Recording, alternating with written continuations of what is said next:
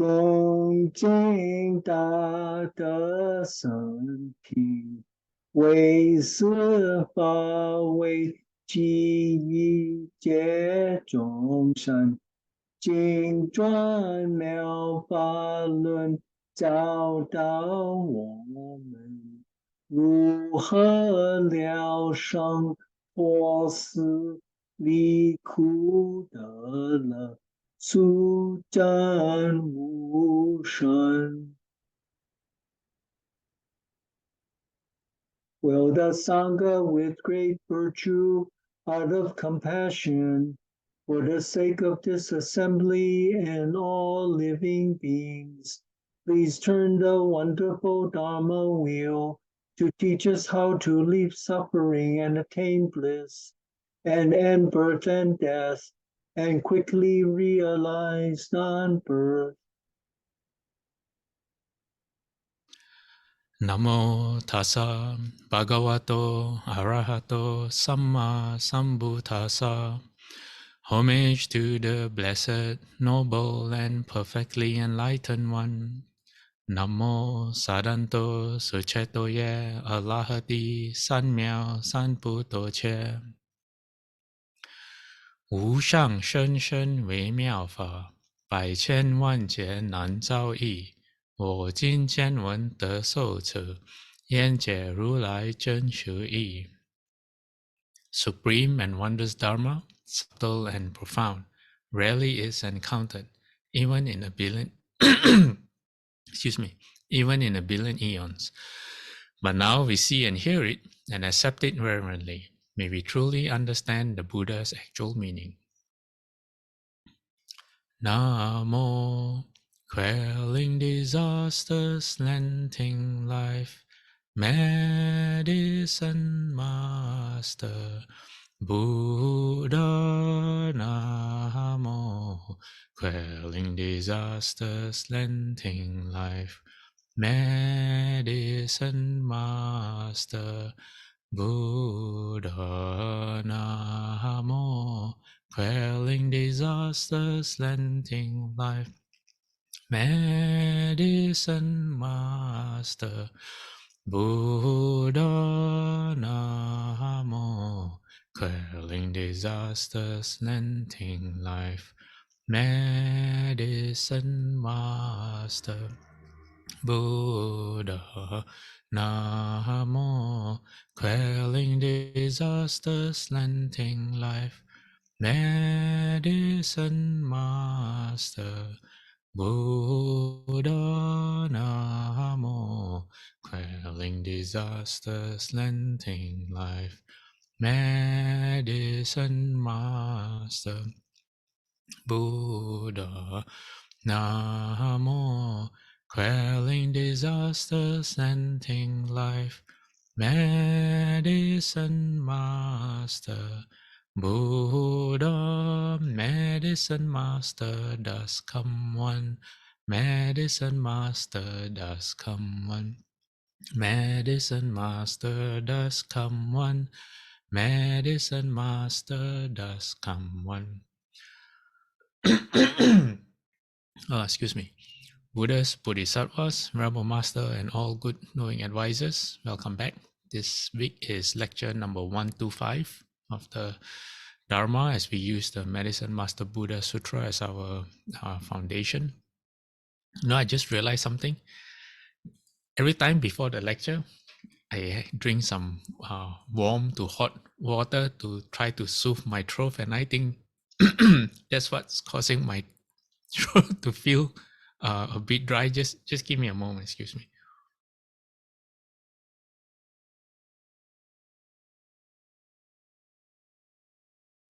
Okay, sorry about that. Okay, so what I thought that we would do for today is that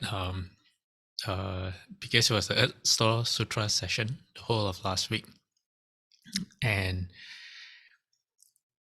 so which means I haven't really prepared a lot of slides for today, and so I thought maybe we can do more of a Q&A. So I'm going to get some room temperature water for myself. Ron has a question. So Ron, could you ask your question again, and then everyone else, If you have a question, you can get prepared to ask the question. Okay, so I can hear everyone. I'm just going to let Ron ask his question or explain his question while I get some, I'll try some room temperature water. Okay, Ron, go ahead. Okay, so this question I posed last week, and it's a quote from the chapter 9 of Ersto Bodhisattva Sutra, and it's on page 81. And basically, it says in there regarding Buddha name, boundless body, does come one. If men or women hear this Buddha's name and have a momentarily thought of respect, those people will overstep the heavy offenses involved in birth and death for 40 eons. So last week, Pasher asked, well, who knows what the meaning of respect means? And somebody in the attendees, answered, well, it's showing reverence and it was explained. But I don't think after I heard that, and we didn't have much discussion about this, I went away, and throughout the week I thought about this. I said, what is the thought of respect? Who in this audience here has no respect for the Buddha, no respect for the Sangha, or no respect for the Bodhisattva? Who has no respect? I mean, we all have respect for the Buddha and Bodhisattva. So what does the thought of respect mean? How do we bring forth the thought of respect? I think that is my question for to repeat this question for last week. I don't want to hear about the general meaning of respect. I just want to know, why did they write it in this way in that sutra, and does it have a special meaning?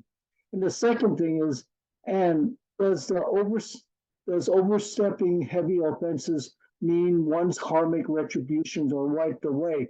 I would like to know, we talk about seeds that are planted in our subconscious, are those totally taken away? That's what I want to know about that second question. Okay, I'm done explaining my question. Thanks, Ron. Okay. How about anyone else? Does anyone have any questions?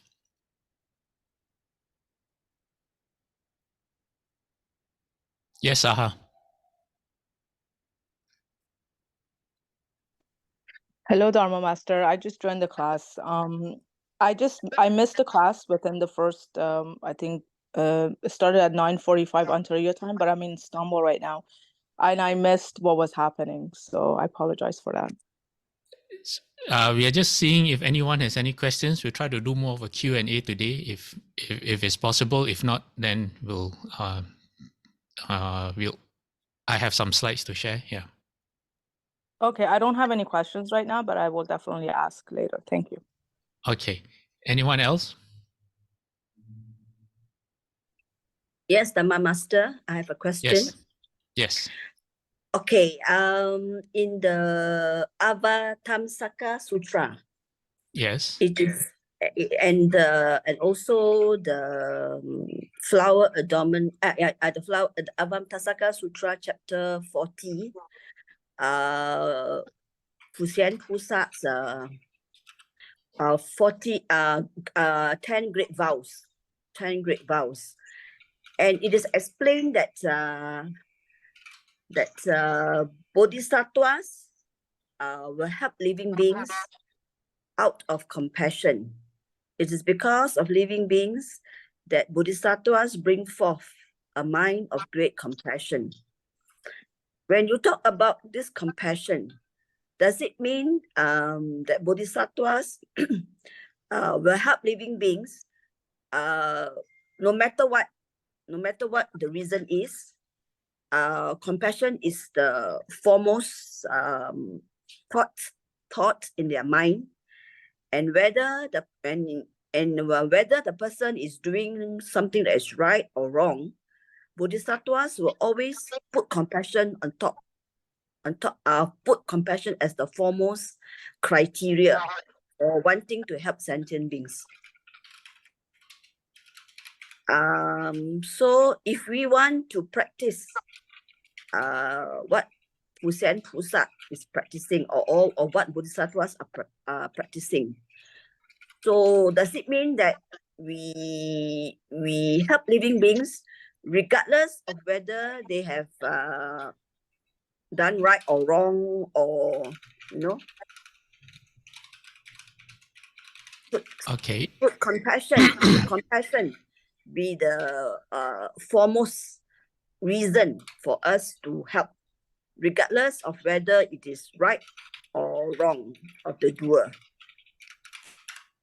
Okay. All right. So let me see if I Thank have you. your. I already spoke to Ron earlier about his question, so I kind of I won't have to repeat Ron's question, but I'm going to ask Sui Ling if I understand her question. So Sui Ling, wait, Sui Ling, you go by the name you go by a Sanskrit name, right? Is that what you prefer?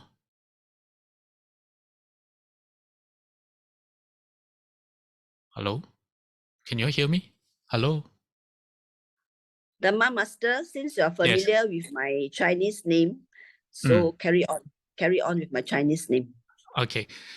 So Thank you you. mentioned great strength? Yeah, great strength Bodhisattva Samanta Brothers vows in chapter 40 of the Flower Adornment Sutra, the Avatamsaka Sutra. Universal Oh, worthy. Universal worthy, okay. And it And all says that, bodhisattvas. okay, And so all it says that bodhisattvas. his vows and all bodhisattvas' vows comes from great compassion. And so if you want to emulate them, if you want to emulate the bodhisattvas, do we, out of great compassion, trying to develop compassion, help living beings regardless of whether they are right or wrong, right? Yes. Okay, all right, great, very good question. Anyone else?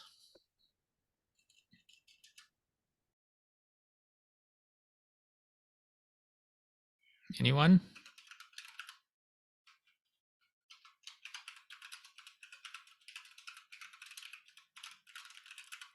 Okay, all right.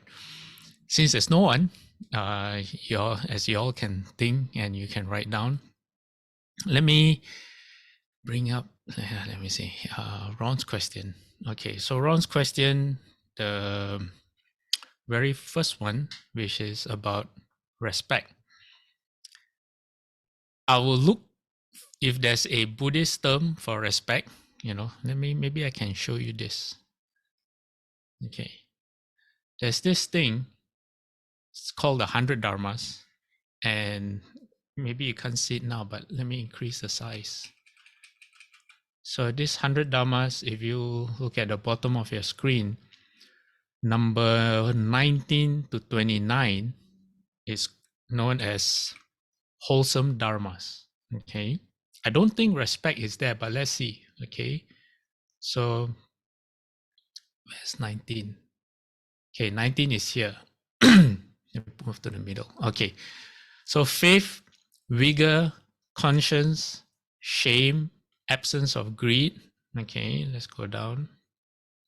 Absence of hatred, non-delusion, serenity, diligence, equanimity, non-harming. These are all the wholesome dharmas, and then the rest are unwholesome dharmas. Let's look at the left from the top. Okay, number 9, which is here, top left, number 9. You have attention, contact, feeling, thinking, deliberation. Those are functions of the mind. And to the right, number 14, we have desire, determination, recollection, concentration, and judgment. Okay, so I just wanted to see if respect was a part of the 100 dharmas. Okay, so apparently not. So let me reduce this. Okay. What I can tell you is there is a entry by Realm Master Xuanzang.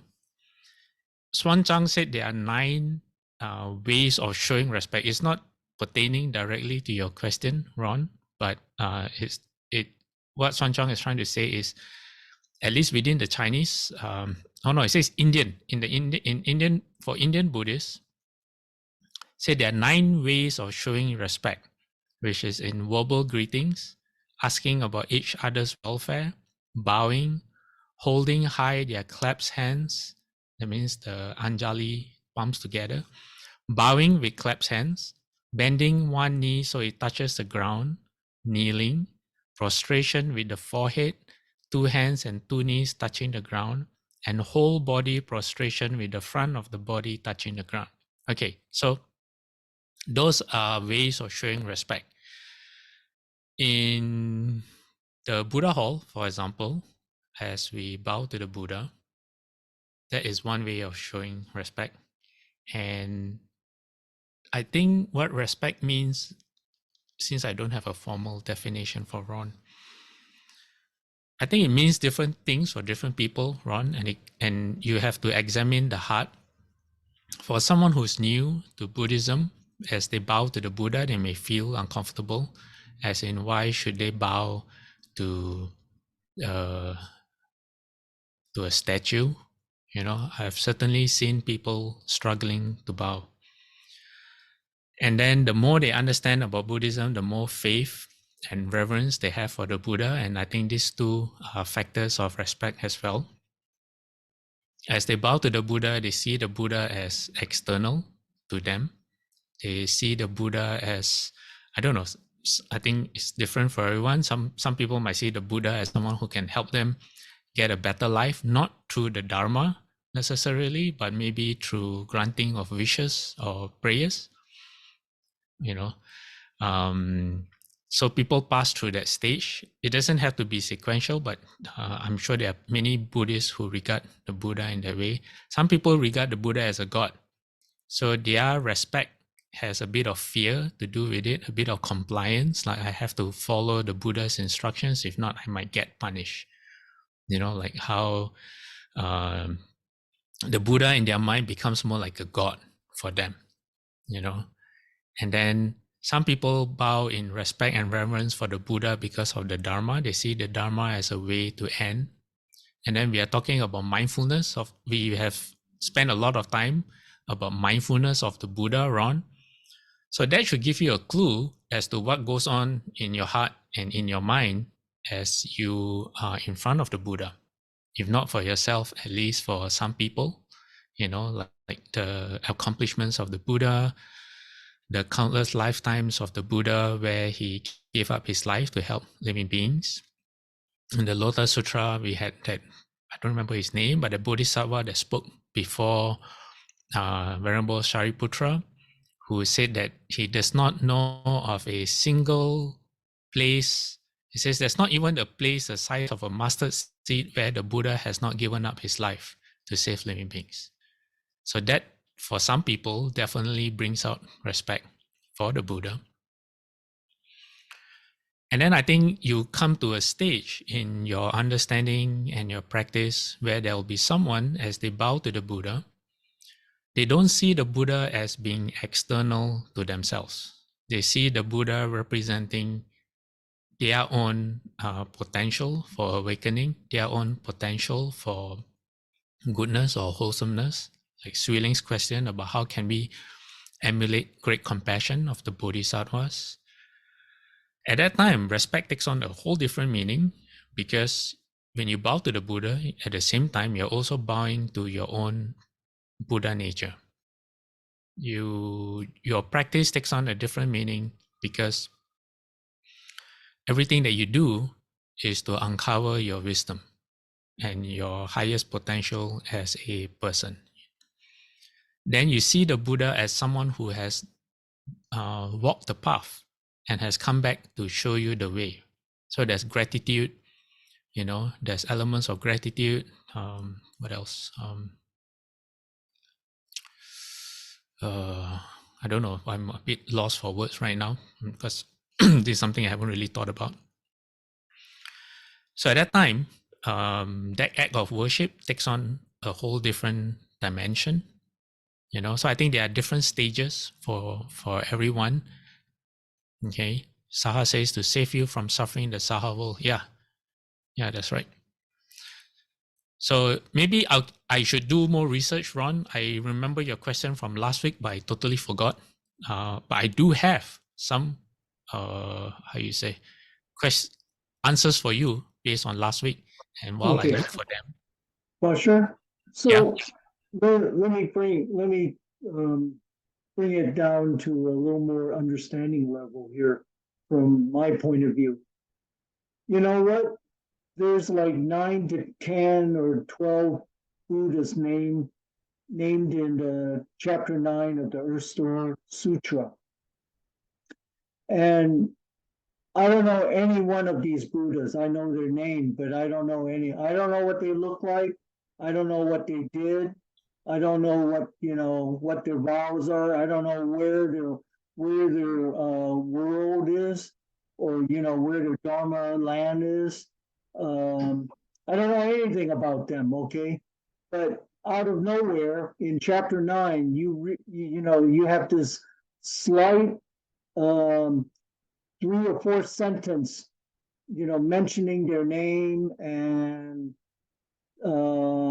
they say, if you have a momentary thought of respect. Now, how can you have respect or show something if you don't see an image of it, or you don't even know who the person is?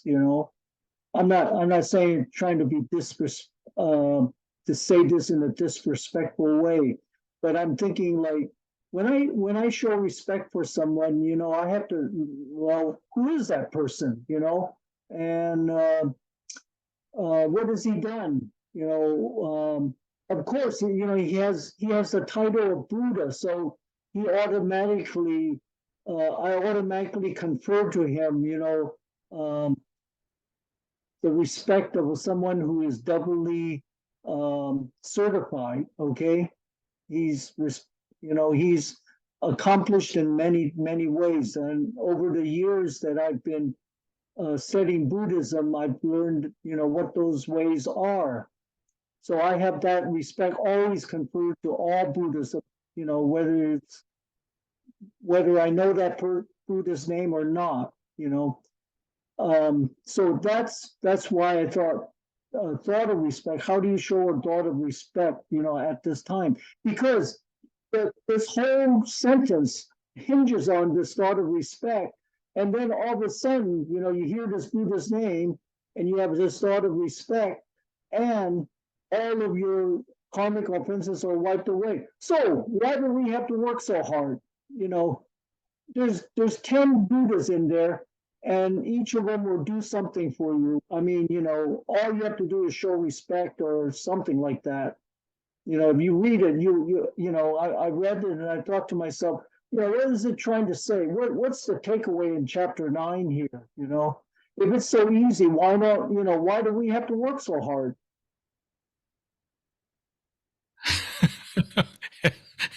That's a very good question, Ron.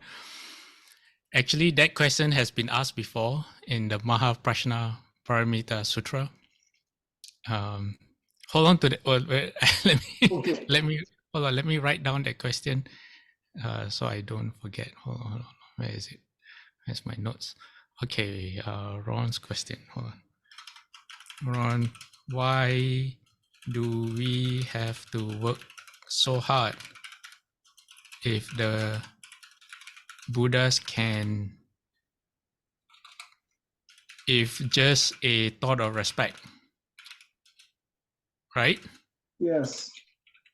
And I was going to bring up other Buddhas in that chapter 9, but I just left this one as a start.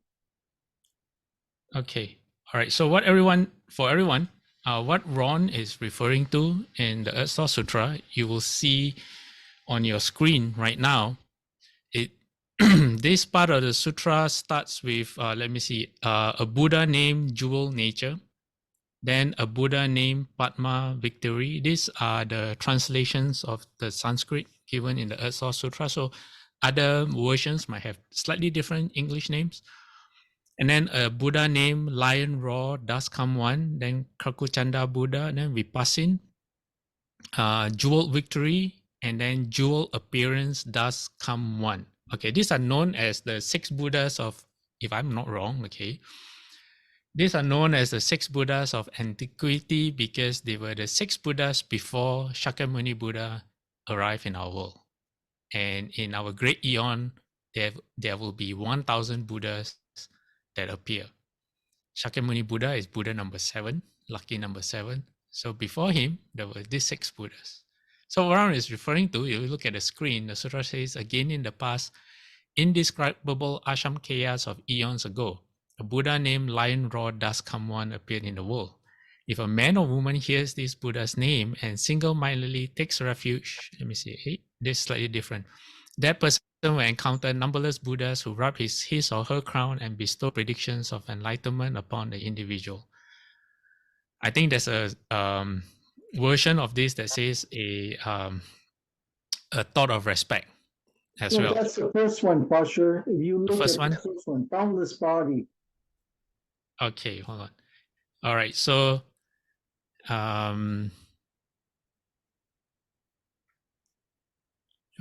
me see. Yeah, sorry. Limitless body does come one is giving rise to a thought of respect.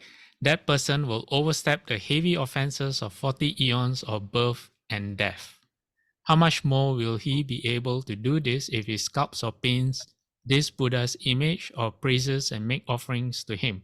The merit of this is limitless and unbounded. And then for the second Buddha, it was if a man or woman hears the name of this Buddha and in the space of a finger snap decides to take refuge, okay, maybe, hold on, let me see if I have the text. Maybe I'll just share the text and it'll be a lot easier for everyone to follow. Okay, let me see, where's my Master Sutra? Oh, no, not this. And while I'm looking, gives everyone else a chance to think about their questions. Okay, let me see, what page is this? Page 186. Okay. Okay, let me bring it on screen so you can see. Let me view single page.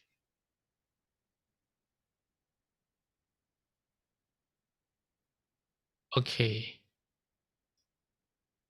Let me increase the size. Okay, I don't know why my page is blue in color. Just last week it wasn't, but okay. Anyway, it says, you look at right at the bottom. It says, in the past, numberless Achankeyas or eons ago, a Buddha named Limitless Body does come one. This is what Ron is referring to.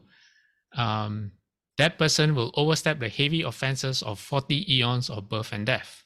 Okay, so there you go. All right, and then in the next one, for Buddha named Jeweled Nature, says if a man or woman hears the name of this Buddha in the space of a finger snap, decides to take refuge, it will be eternally impossible to turn that person from the unsurpassed path. Okay, and then the next paragraph, for this Buddha named Padma Victory does come one, says, hears this Buddha's name, or if the name merely passes by his or her ear, that person will obtain 1,000 births in the 6 desire heavens. How much more will this be true if he or she sincerely recites the name of that does come one? All right, okay. So all this sounds like really good to be too good to be true. And then for Lion Raw does come one Buddha, if a man or woman hears this Buddha's name and single-mindedly take refuge, that person will encounter numberless Buddhas who will rub his or her crown and bestow predictions of enlightenment. And then the next one is, let me see, sincerely beholds, worships, or praises him, that person will be the great Brahma king in the assemblies of the 1,000 Buddhas for the auspicious eon. Okay, and then for Vipassin, Buddha Vipassin, he will just hearing the name, you will eternally avoid falling into the evil path and always be born among men and gods and will receive supremely wonderful bliss. So you'll get the idea, okay, as to what Ron is trying to ask. Just hearing the Buddha's name, does that really mean that you will get all these benefits? So first of all, there is a literal meaning to the sutras, but there's also a hidden meaning. It's not exactly hidden, but if you just read it like you're reading how you say, sometimes we tend to approach certain books with our,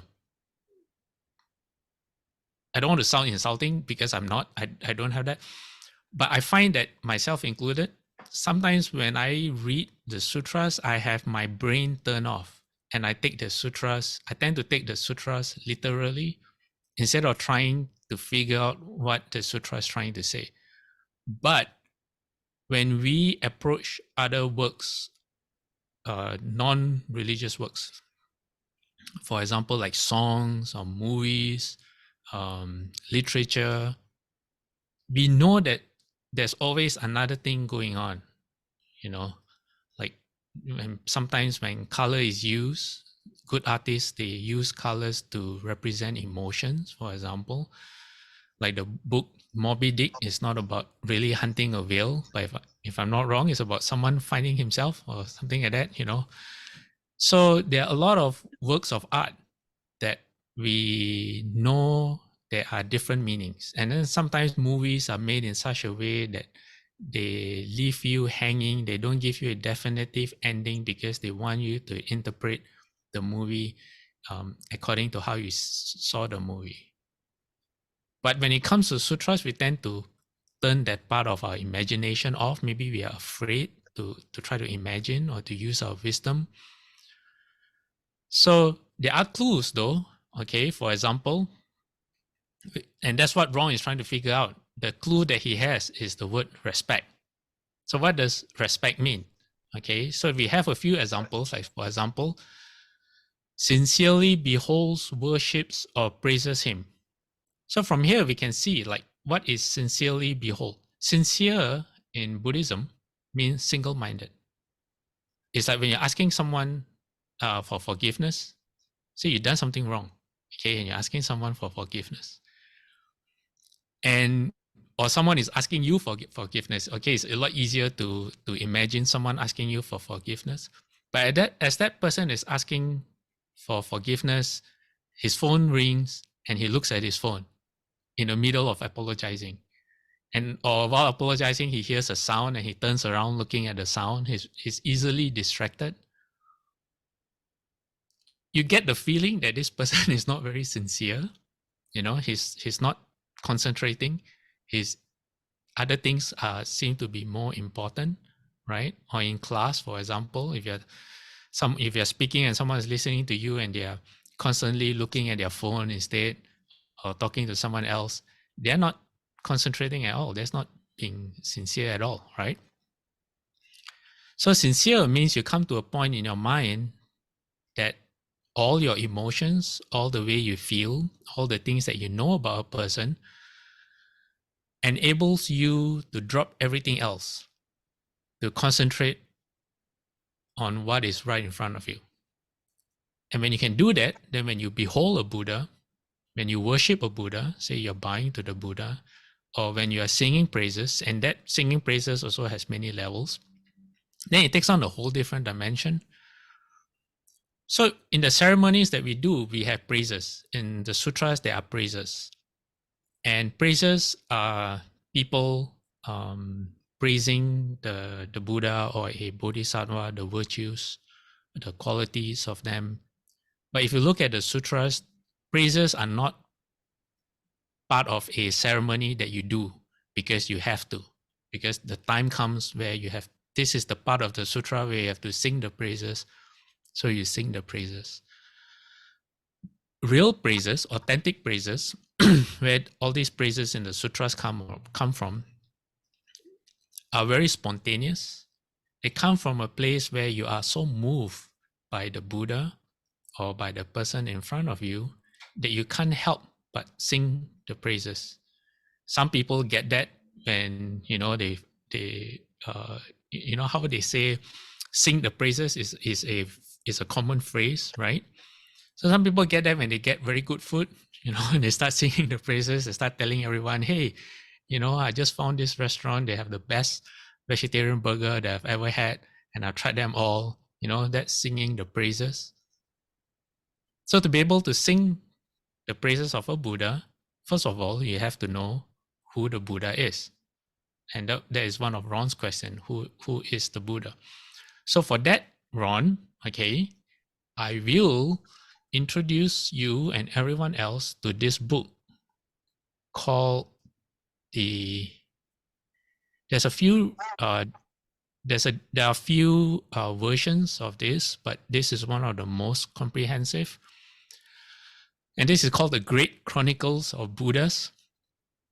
What does it have? Let me see how many pages. This is 1,750 pages. Okay, so it definitely deserves the title Great. So what is in this Great Chronicle of Buddhas? Well, let me show you. Talks about the rare. Can you all see? Is it too small on the screen? A little bit. A little bit? Okay, hold on. Let me mess around with the... Okay. What are the chapters? It talks about the rare appearance of a Buddha. It talks about a Bodhisattva. Bodhisattva Kicha, that's a Pali term I'm not familiar with. Chapter 3 talks about Sumedha, the Brahmin. Who is Sumedha? Sumedha is a person, I think he was a king or something, who became a mendicant. He was the one with long hair, and when he saw the Buddha, who did he see? I think was it the Buddha Dipankara? Yes, he saw Buddha Dipankara, and Buddha Dipankara was walking on the road, and there was a hole there was a puddle on the road, and Sumedha, because he had long hair, he laid his hair over the puddle for Buddha Dipankara to walk on, so that his feet or his sandals would not get wet. And Buddha Dipankara saw the sincerity in Sumedha. And Ron, this is a clue for you, okay? And based on that single act, Buddha Dipankara gave Sumedha a prediction that in the future he would become a Buddha by the name of Shakyamuni. That's what respect is. So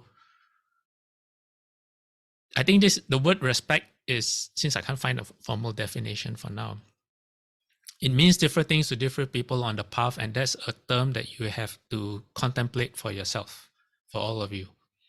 Because if, say, a bodhisattva, say if Guanyin was here and Guanyin explains about how she respects the Buddha, we would not understand at all, because Guanyin Pusat is on a totally different level, just like how when she holds the precepts, how she practices great compassion, there is no way we can hold to that level, So we have to bring it down to our level for it to make sense, and have that ultimate level as a goal, something like that. So, Ron, you mentioned just now that how do you even get to know the Buddha? You basically gave the answer to your question about respect. To be able to respect someone, you have to understand who that person is. So for Shakyamuni Buddha, it begins with his kind of like origin story. If you're into superheroes and supervillains in comics and in movies, they always have an origin story where how they became, what was the defining moment in their lives that caused them to become either a superhero or supervillain. So for Shakyamuni Buddha, it was this. And he was Sumedha, the Brahmin, and here it says Sumedha, the future Buddha. And it talks about the renunciation of Sumedha, okay, and then the prophecy. Oh, there you go. Elaborate preparations to receive Buddha Dipankara and his company, and then Sumedha's aspiration towards omniscience Buddhahood, And then there's more in this chapter, the chapters of perfection of the paramitas, which is this. What is wrong with my mouse? Why can't I cannot select? Okay, you see here all the perfections. Okay, some of those are the parameters. And then let me decrease the size. Okay, so Ron, all these Buddha's names in the Earth Store Sutra, here, you can find them here. All right. Because these are different spellings, it might be a bit different. But for example, here, number 19 is Vipassin Bodhisattva. And then where is number 22 is Kakuchanda Bodhisattva Buddha, but here is Kakusanda. All right. So Ron, this is a book, I can email it to you. All right. It's called The Great Chronicles of the Buddhas. And here you will have all you need. If this book does, yes, Ron? Yes, I'm overjoyed to hear that, because one of my favorite Buddhists there is Vipassana. Okay. You mentioned about all these. It's so difficult to be reborn as a human being, and in the Earth Store Sutra it says, if you show if you hear this Buddha's name, you will be eternally avoid falling into the evil paths. So, you don't have to worry. You're going to be a human. You can be a human or a god in every birth. Yes. Okay. So, Ron, I will show you my next slide. All right. Okay. This is Shufu's commentary. Sorry, Ron. I couldn't hear. I don't mean to sound, like haughty or arrogant. I mean, I'm not. I really want to know, like, what's the reality of what I'm reading here. Because I treat everything I read literally, because that's all I know how to do, with the sutras. Okay, Ron. So, all right. Okay, I'll make you read the next slide. Okay, read the next slide. Okay. Hearing the Buddha's name, Earth Store Sutra commentary. When the text says that by merely hearing or reciting the names of these Buddhas beings will not fall into the states of woe, it is important to realize that this means that we must stop doing evil. If after hearing these names we continue to do wrong, it is still possible to fall into the hells. Okay. People who say that now that they have heard the Buddhist names, they are sure to avoid the hells, and to use this as an excuse to commit murder, arson, or indulge in all sorts of antisocial behavior will fall nonetheless. Okay, got it. Okay, so the more you respect a Buddha, the more it is reflected in how you follow the Buddha's teachings. Okay. So if you can follow everything that the Buddha tells you to do the very next day, then your respect for the Buddha is a lot. But for someone who can bow to the Buddha 24 hours a day, without any toilet breaks, but they don't follow a single instruction of the Buddha, then I don't think that's true respect. Okay, so it comes back to cause and effect, Ron. It comes back to you transforming yourself. There is a change in the person out of that respect and that reverence, in understanding that the Buddha's intentions for us is to get us out of danger. So no matter how strong our habits are, we try our best to change. So it's not just the word hearing, okay? It's also seeing. The sutra also talks about seeing, and I'm including the phrase seeing because it carries the same ideas as hearing. Okay, so I'll read this. It says, the Buddha told empty state empty space store bodhisattva, listen attentively, I shall enumerate and describe them to you. If there are good men and women in the future who see Earth Store's image, or who hear this sutra, that means all of you right now, because this is directly from the sutra, or read or recite it, who use incense, flowers, food and drink, clothing, or gems as offerings, or if they praise, behold, and worship him, all three of them are part of respect, they shall attain 28 kinds of advantages. What 28 kinds? They will be remembered and protected by gods and dragons. They become your bodyguards. Their good roots will increase daily. They will accumulate superior causes of wisdom. They will not retreat from bodhi. There are a total of 28 benefits. So you have to see from here, and then we have the commentary next, but you have to see from here, who is someone who will not retreat from bodhi? Okay, first of all, number two, their good roots will increase daily. Good roots don't increase out of, they're not miracles. Good roots come from actual wholesome roots that you plant with the Dharma. So people that this passage of the sutra is referring to are people who are able to do that. Every day they are planting wholesome connections with the Dharma. So that's how their good roots increase daily. So they're not your average Buddhist. Okay. Number three, they will accumulate superior causes of wisdom. Why? Because they start learning the Dharma. If not, how can you accumulate wisdom? You can't if you don't learn. Number four, they will not retreat from bodhi. That means they will never fall off the path. Their vows, their precepts, they never regress. So it's talking about people like that. Okay, so the commentary Shofu says, when the text speaks of beings who see Earth Store Bodhisattva's image, it refers to the trueness of their vision. So it is not normal seeing, like you just happen to glance at Earth Store Bodhisattva, a statue or painting. Okay, it says hearing the sutra shows the trueness of their hearing. That means hearing what the Bodhisattva is all about. Okay, recitation and offerings of food and drink show the trueness of their speech and taste. So the conduct of their speech. While offerings of incense and flowers show the trueness of their sense of smell.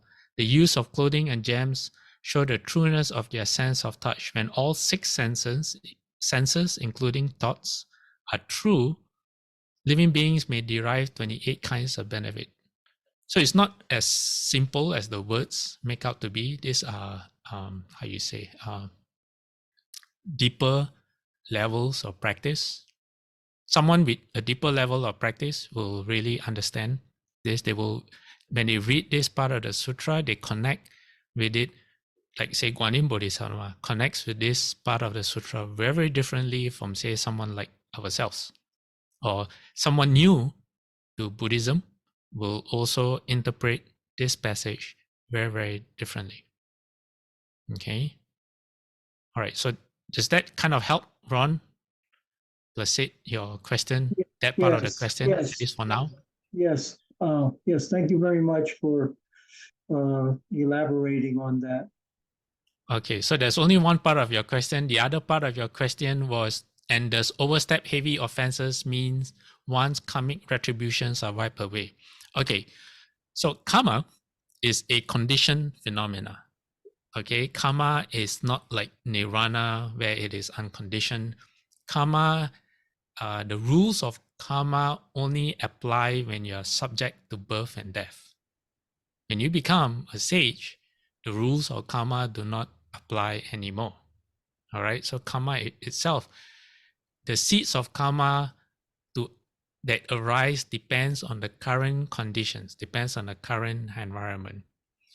So there are many ways that you can. Okay. So first of all, they say that past karma cannot be what seeds are planted are already there. You cannot change that karma. Okay, that's kind of like a fact. Okay, but what you can change is number one, you can influence the conditions that you are in right now. So, for example, if okay, maybe let me share this sutra that I have. Hold on, let me end this slideshow. Let me look for what I want to show. Where is it?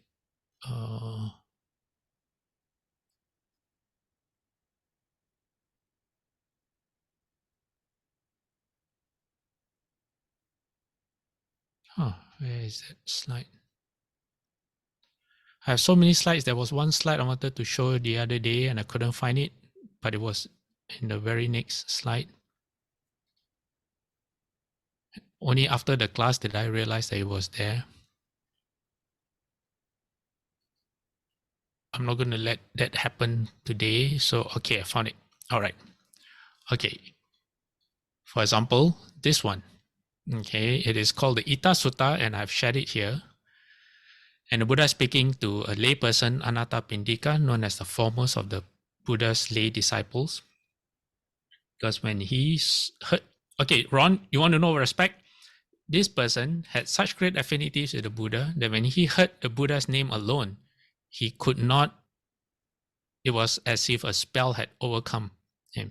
He could not, he just had to go meet the Buddha just after hearing the Buddha's name alone. And after meeting the Buddha, he was so overcome by his respect and reverence for the Buddha that he wanted to buy a piece of land for the Buddha to build, for the Buddha and his monks to stay. And the piece of land is known as the Prince Jeta's Grove. And he wanted to buy the land from the prince, who didn't want to sell him the land. And the prince said, jokingly, he said, okay, I'll sell you the land if you can cover every single part of the land with gold coins. And that's what Anathapindika did. That's the level of respect he had for the Buddha. So when he managed to cover, I think not just the ground, but the trees or something like that, something unimaginable, Prince Jeta had no choice but to sell him the land because he could not go back on his word. But he made Anathapindika agree to name the land Prince Jeta's Grove. Okay, so a lot of sutras has been spoken there, Prince Jeta's Grove. So the Buddha is speaking to Anathapindika, and the Buddha says that 5 things everyone wants: long life, beauty, happiness, status, rebirth in heaven. And then the Buddha says, now I tell you, these 5 things are not to be obtained by reason of prayers or wishes. If they were to be obtained by reason of prayers or wishes, who here would lack them? So the Buddha says, it's not fitting for the disciple of the noble ones who desires long life, beauty, happiness, status, and rebirth in heaven to pray for it or to delight in doing so.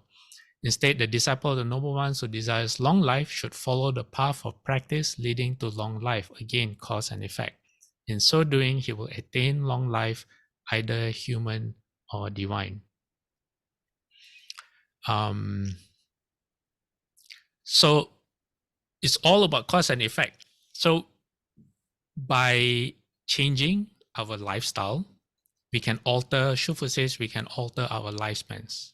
Why? Because we are changing the very conditions to affect whatever karmic seeds that come up. Okay. So, for example, say if you owe someone money, but if you stay in your house, this loan sharks, okay, let's call them loan sharks. You borrow money from a loan shark and they know where to find you and they come and harass you. But if you say no, the president, and he allows you to stay in his palace or the White House or wherever it is, then the loan sharks are unable to get to you. The conditions are not right. So when you hold the precepts, when you curb your greed, when you curb your anger and your hatred and animosity for people, and you increase your intelligence by reducing your ignorance, you are creating the conditions that influence the karmic seeds that arise. So while you may not change your karmic past, you can change the conditions of which what seeds come up. So by going to the temple or by listening to sutras, you are creating conditions for your affinities with the Dharma, for your opportunities, for your wisdom to come up, for example. But if someone makes a different decision, they rather go to the movies or gambling or do drinking or whatever, then they are creating the conditions for whatever seeds that have in connection with those conditions to arise instead. Okay, so that's one way we can affect our karma. Number two. So, okay, actually number three.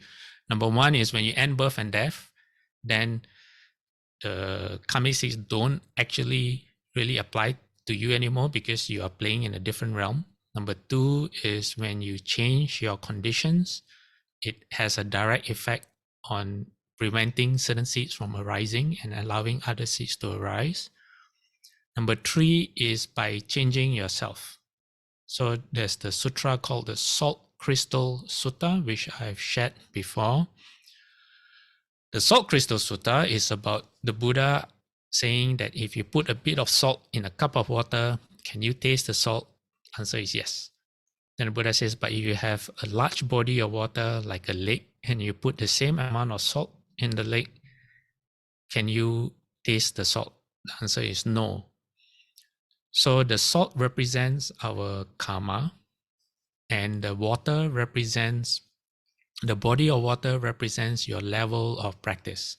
How much patience you have, how much loving kindness you have, how much compassion you have, how much patience you have. So you may have some karma from before that's supposed to make you upset.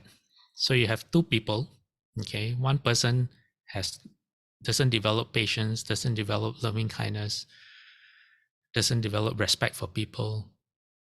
This person can easily get upset. Anything happens to him or her that he or she doesn't like makes that person upset. Why? Because his body of water, his level of practice is very small, just one cup.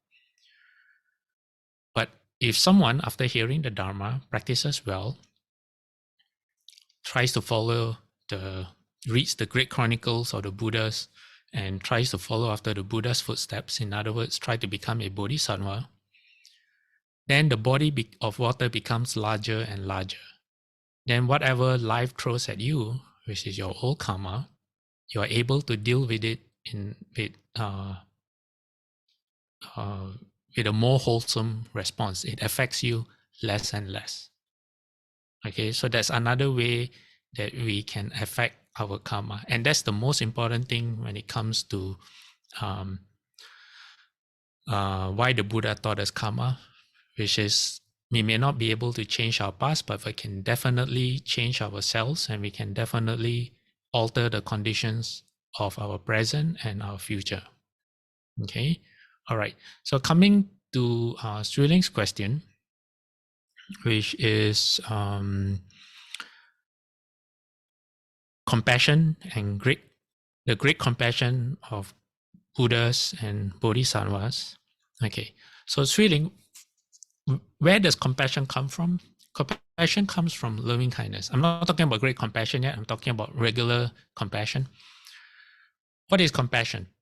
Okay, let's talk about loving kindness first, which is what we are studying right now. Loving kindness is the wish that yourself, ourselves, and all living beings are happy. Happy means no afflictions, no sufferings. Okay, it's the wish that all living beings are happy. So when there's someone in our circle that we are able to develop loving kindness for, when they encounter afflictions, when they suffer, compassion naturally arises. We have the wish that they are removed from their suffering so that they are happy again. So that's compassion. So compassion comes from developing loving kindness. When you have no loving kindness, it's very hard to feel compassion. Okay, that's our level of compassion. For example, if someone we know falls sick, we can't really do much. We can make the person feel more comfortable. We can take them to see the doctors. We can give them medicine. But we don't have the power to remove the cause of their illness. Okay. Now, what is great compassion, which is the compassion of the Bodhisattvas? Great compassion differs from compassion in two aspects. The first aspect is the scope. We feel compassion for certain people, but for certain people, it's very, very hard for us to feel compassion. Why? Because we don't feel as if we have an affinity with them. They're not part of people we care for. They might be our enemy, for example. Excuse me. Where you feel reverse compassion is instead they suffer, you feel happy. So bodhisattvas don't have that. Bodhisattvas, their agency is for all living beings. Sorry, not agency, their scope is for all living beings. So they feel great compassion for all, regardless of the affinities. So whether it's your neighbor, your son or your daughter, someone from across the world, it's the same. Their suffering affects you in the same way. Okay, so that's one aspect of great compassion. What's the second aspect of great compassion that bodhisattvas have that we don't have? Bodhisattvas see themselves as being directly responsible to get you out of suffering. So for our case, we may have flashes of great compassion for people that we really care for. We feel like we really want to do something, although we may not have the ability to do so, but we kind of feel responsible. Okay. Bodhisattvas make themselves responsible to bring people out of suffering for everyone. But at the same time, they have the ability to do so. That's why they can make themselves responsible. It's not a wish. It's not a vow. I mean, it comes from a vow, but it's not wishful thinking. It's something that they can carry out. But at the same time, which makes us different from bodhisattvas, is that bodhisattvas have wisdom as well. Okay, bodhisattvas understand the causes and conditions behind the different personalities of living beings. So before they can help someone, they understand why this person is the way they are. And when they help based on wisdom, and they help based on long term, not just this life, but what is best. How you say? Okay, the criteria for their helping is based on how they can ultimately bring you out of suffering. So they don't just make you happy for happy sake, but they make you happy because ultimately they want to save you from samsara, from birth and death. So sometimes it may be because, yes, they want to make you happy, but the long-term goal is so that they can create positive positive affinities with that person, so that when they meet in a future life where that person is ready to make the Bodhi resolve, the Bodhisattva can be there to do whatever it takes. And because of the positive affinities, this person will listen to the Bodhisattva. Number two, the Bodhisattva does not judge. Like Guan Yin in the Universal Door chapter, Guan Yin will come in the form of a Brahmin, will come in the form of the Buddha, will come in the form of a God, will come in the form of a friend. What does that mean? It means that Guan Yin does not judge you for what you believe in. You can believe in Christianity, you can believe in, you can pray to a rock or to a tree, you can do all these things. To Guan Yin, it doesn't matter, because this is just one part of you in this life. It does not mean that you'll be stuck here all the time. So even if you are right or wrong, if you happen to do good deeds or bad deeds, Guan Yin doesn't judge you because you are driven by your past karma. You can't help yourself. All of us can't help who we are right now because we are a result of our past habits. So Guan Yin understands that. She has wisdom. When she sees a person doing bad things, she just feels pity because this person is driven from from habits that were planted a long time to cause this person to do all these things, and they're just causing further suffering for themselves in future lives. So Guan Yin will do all that she can so that this person can stop. Whereas normal people, when they see people doing bad, we usually condemn or try to punish them instead, so we have no wisdom. Okay. So bodhisattvas can do all those things because they have great wisdom, they have great compassion, they have the ability, they can understand, and they're driven by precepts. For us, first of all, we don't have wisdom. So it is very, very hard to say that whether they do right or wrong, I'm going to emulate the bodhisattva to help them. Because the bodhisattva has wisdom and we don't. So that's why we still have precepts to follow. So when we help people, we have to use the precepts as our guide. Also, if you, without wisdom, sometimes you can have good intentions, but if you give someone everything they want, you might be harming them because it's not in their best interest to be given those things. For example, Shufu says you can't let children run free because it's like a tree that when it's growing, it needs to be pruned. Because a tree that grows sideways too much becomes unbalanced and will eventually fall. So if someone is learning how to drive, and they want a very powerful, fast sports car, it would be very foolish to give them one because they won't be able to control the car. Someone without wisdom might, but someone with wisdom will say, okay, although we can afford it, it's not the right thing to do. You still have to use worldly wisdom. Okay. So as we emulate the bodhisattvas, we should emulate the qualities of bodhisattvas, not exactly what they can do, but if they have great compassion, why don't we have great compassion? If they have wisdom, why don't we have wisdom? Because we are not up to the level of bodhisattvas yet. So there are certain things that we can do. How am I going to phrase this? So there are certain things that we can't do or we should not do because we are not ready for it yet. Okay? Does that help, Sui Ling? Yes, thank you very much, Dharma Master. It helps. Okay. All right.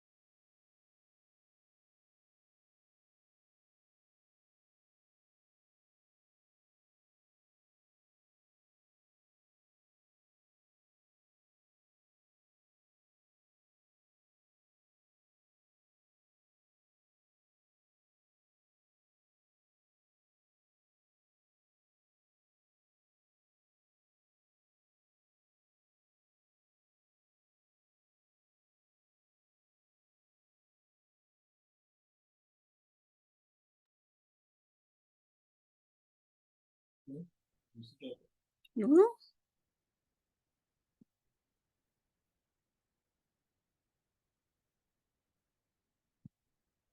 Oh, sure. Are you still there? Oh, okay. Can you hear me now? Yeah, we lost audio for a while. Yeah, something happened. I'm not sure why. Suddenly my screen just changed and I'm not sure what happened. Yeah. Okay. So I've been talking so much that we ran out of time and we didn't even have time to discuss other things. But we can do that next week. Okay. So if anyone has more questions, please put it in the WhatsApp group and I'll have more time to try to prepare. Okay, for now, let's dedicate merit. 11 o'clock here. Fast, ah?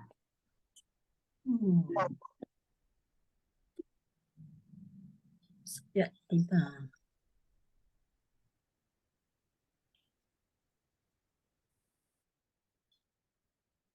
Okay, everyone ready? May every living being, our minds as one and radiant with light, share the fruits of peace with hearts of goodness, luminous and bright. If people hear and see how hands and hearts can find in giving unity, may our minds awake to great compassion, wisdom, and to joy. May kindness find reward. May all who sorrow leave their grief and pain. May this boundless light dispel the darkness of our endless night. Because our hearts are one, this world of pain turns into paradise. May all become compassionate and wise. May all become compassionate and wise. Let's do 3 bows to the Buddha. Okay, give me a second. Okay. Second bow. Third bow. Half bow. Bowing respect to the Rebel Master. Second bow. Third bow. Half bow. Okay, everyone, we'll see you next week. Amitabha.